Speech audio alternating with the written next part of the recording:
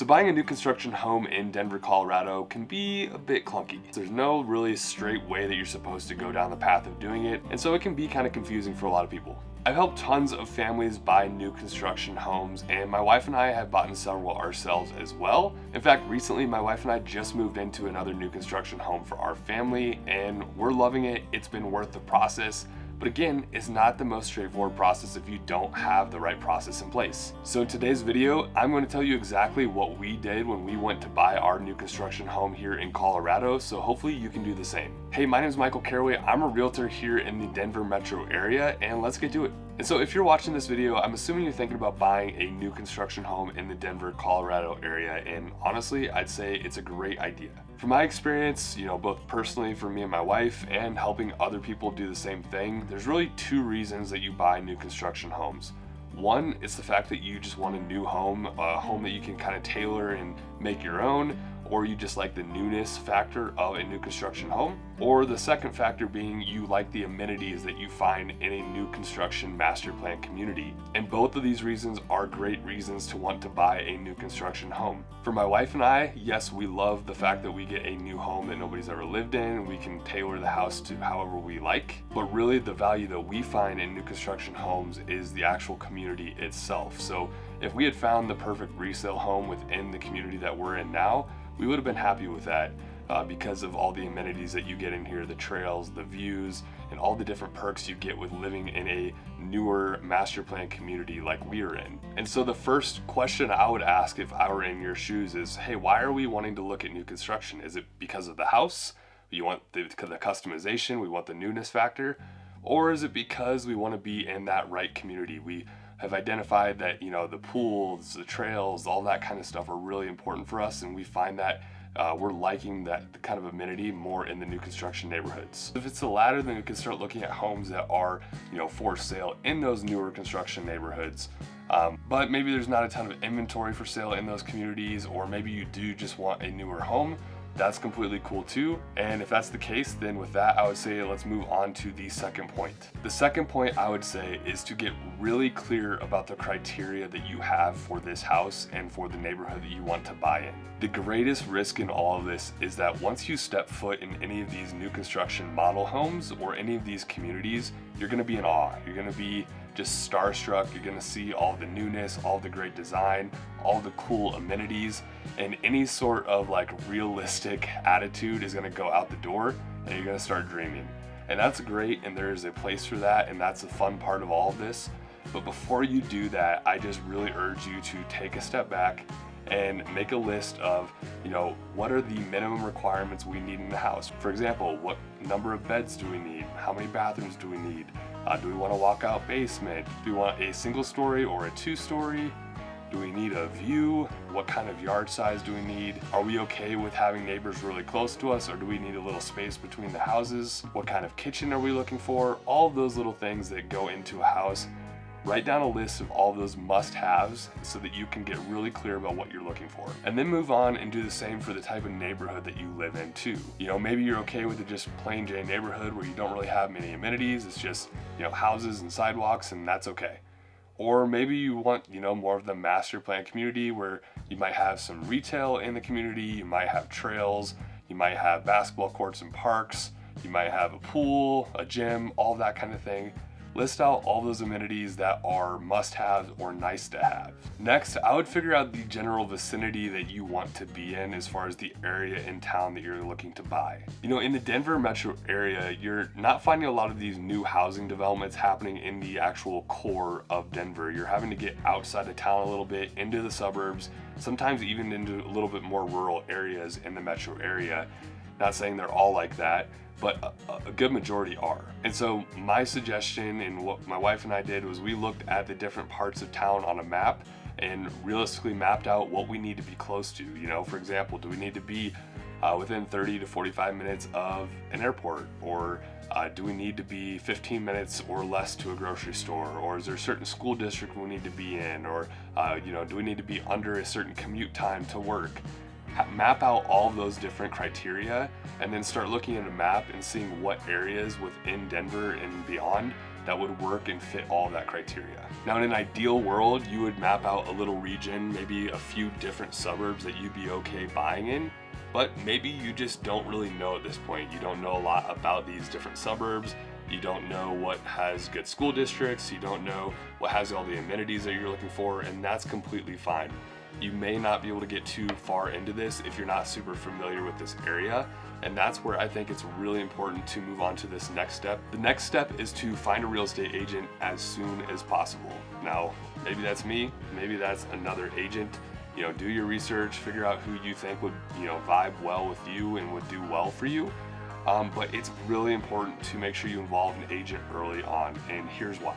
Real estate agents, if they're good ones, are going to have a really good understanding of the area around. They're going to know the different pros and cons of different suburbs and different neighborhoods within Denver, and they can speak to that specifically to educate you and make sure you can come up with the best places for you and your family. For me, for example, I can't speak to other agents' process, but if you were to reach out to me, the first thing that I do is I understand that criteria of house that you're looking for, the criteria of the neighborhood you're looking for, and really start understanding what your preferences are, what kind of homes you like, all of that kind of stuff. I just ask questions over and over again until I really have an understanding of what you're looking for. Then I'll point out different communities that I feel like would be a good fit. Especially if you are not familiar with this area, maybe you're relocating in from town or you've just lived in one area your entire life, involving an agent that understands the area is super important early on. In fact, in my opinion, it's one of the biggest values an agent can provide, is being that expert on areas for you and your family to possibly live in. After you and your agent get a good understanding of the different areas that would work well for you, the next step should be having that agent come up with a tailored list of new construction developments within those areas that would be a good possible fit within budget for you. This is where a lot of people go wrong. In fact, before I was a real estate agent and when we bought our first new construction home, my wife and I tried to handle a lot of this work ourselves before involving an agent, and we spent way too much time going through all the different individual websites, trying to figure out what communities existed out there, trying to come up with the list of pros and cons ourselves for each of these communities. Like, I'm telling you, we spent so much time doing it. And maybe you would enjoy doing that kind of thing. But what I've found is way more helpful is to get an agent that already knows all those developments, can get them in front of you and give you a list of websites for you to do research. Then it's going to cut out so much more time compared to doing it yourself. So I highly recommend having an agent to be able to do that. If an agent is not offering to do that, definitely see that as a red flag. It likely means they don't know a lot about the new construction communities available, or they're just too busy, or who knows what. Agents are funny sometimes. But really try to push for your agent to provide that list of communities, a short list of communities, so you're not having to waste a bunch of time. The next step is to go through and do your due diligence. Don't just automatically go out and visit all these communities, because otherwise you're going to waste a lot of time driving around in places you had no business being in the first place. You're going to look through that list, maybe it's 5 to 10 communities, and you're going to be able to pick out pretty quickly the ones that you feel are good fits and are not good fits. The good thing about new construction is that most of these developments have websites that have a lot of great information. But something to keep in mind is that they're also all marketing websites, and so they are literally designed to convince you that their community is the best community in the world. It's not going to be exactly how it's said on the marketing website, but you're going to get a really good idea for the most part whether or not it would be a good fit for you or not. Once you've gone through those websites and you have an idea of where they're actually located, and you've kind of gotten that good feel for each community, make a short list. Ideally you're going to be narrowing it down to at most 4 different new construction communities. I think it really narrows it down enough to where you can be really intentional about diving deep into each of those communities versus trying to review a bunch of them at a surface level. The next step is going to be scheduling a time with your agent to actually visit these communities. Now, this is a key step. Now, a lot of agents may say, just go to the community yourself, drive around, stop by the model homes, check them out, and you know what, that's fine. And maybe you prefer that kind of thing, and that's completely cool too. From my perspective, I think agents should go with you the first time when you're going to these different communities. And the reason being, agents are a little bit desensitized to all the marketing and all the allure of these new construction communities. It's it's a scene, it's a show. When you go to these communities, you see flags everywhere, you see balloons, there's music going, like it's all designed to be a great experience when you go visit these communities. And again, you kind of get wrapped up in it, but agents do have that tolerance a little bit to be able to really focus on the pros and the cons of each community. And so it's nice to have someone there that's your third party that's representing you, that can actually make sure that we're focused on accomplishing what you set out in step 1 and 2 versus getting caught up in the allure of everything. Here are some tips when you do actually go out and tour these communities, whether it's with an agent or by yourself. First, I would recommend, getting there early and just driving around the community. Try to figure out, first of all, what's around, what would be your grocery store. If you're gonna go to a movie, where would you be going? All of that kind of stuff.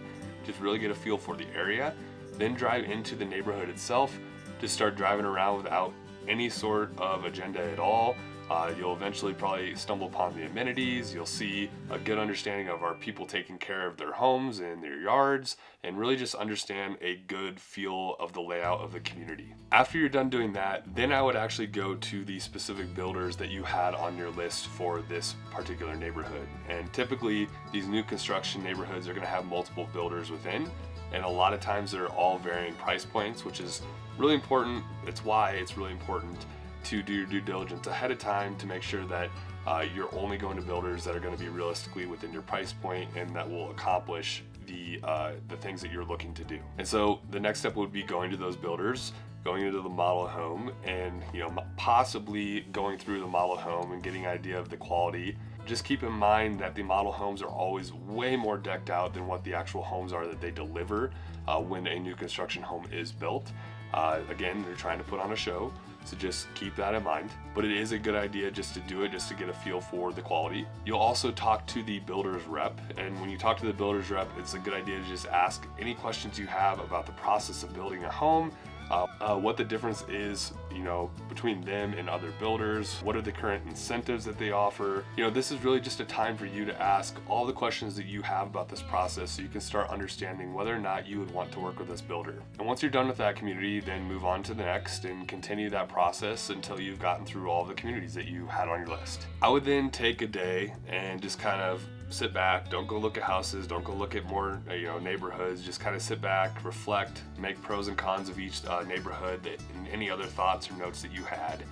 And then I would schedule a meeting with your agent to really start talking about your experience. What were your thoughts? What were the pros and cons of each neighborhood and each builder? Get your agent's perspective on the day and what they thought maybe would be the best fit, and just have a conversation to start identifying what the best choices would be for you. Once you've heard your agent's perspective and you had a good conversation with them, really start working towards coming up with a short list of builders and neighborhoods that you want to gather more information about. At this point, you may be trying to aim it down to 2 or 3 different builders. Maybe that's in one neighborhood or in a few different neighborhoods. And you'll have a list of additional questions that you want to ask for each builder. You may want to see what lots are available or what inventory is currently available to purchase now. And the goal of the process at this point is just to make sure that you are completely comfortable with the options and trying to narrow down the list even further. This is the time to do all of your due diligence and really start to figure out what that right neighborhood and the right home is going to be for you. And your agent will lead you through that entire process. The next step is going to be making your final decision on the builder and neighborhood that you want to be in. And at that point, it's time to start deciding on things like what floor plan you want to build, or are you going to buy an inventory home that's already being built? All these small but big decisions that are going to be needed to be made along the way is going to happen now. And again, that's something you're going to want to rely on your agent for to lead you through that entire process. Now, something I want to make completely clear is that everything is negotiable with builders. There is no law that states that they can't negotiate or anything like that. You can always attempt to negotiate anything. Now, that being said, they may not budge. They may be stuck on their certain prices or their certain interest rates or whatever that is. But just note that you should always at least try to negotiate on different aspects of the deal to make sure you're happy and comfortable with the deal that you're getting. And if you're ready to explore the idea of buying a new construction home, then definitely reach out. I'd love to help you explore that process. And until next time, I'll see you later.